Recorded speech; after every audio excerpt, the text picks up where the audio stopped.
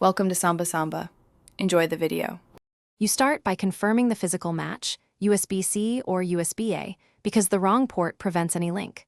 Once done, inspect the lightning plug for bent pins, dirt, or damage, even a tiny fiber blocks connection. Make sure the laptop is awake and unlocked with power active so the system recognizes new hardware immediately. If you need an adapter, use a high-quality one. Cheap adapters can fail. Now, orient the lightning plug correctly so the thin metal contacts align with the port. You gently insert the lightning plug straight into the adapter or phone. Don't rock it. Forced movement risks damage. Once connected, watch the laptop for prompts. Authorize file access, trust this device, or choose a transfer mode. These permissions let the OS enumerate the device. If nothing appears, unplug and reseat the adapter, then try again.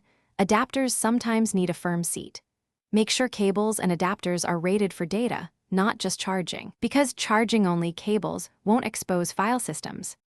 You finalize by opening your file transfer client or checking Device Manager to confirm recognition. Transfer a small file to verify speed and stability.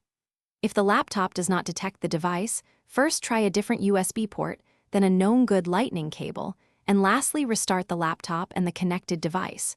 Reboots clear driver or handshake glitches. Make sure drivers and OS updates are current, and if problems persist, test the cable with another phone to determine whether the cable or the laptop. Thanks for watching. Consider subscribing if we helped you.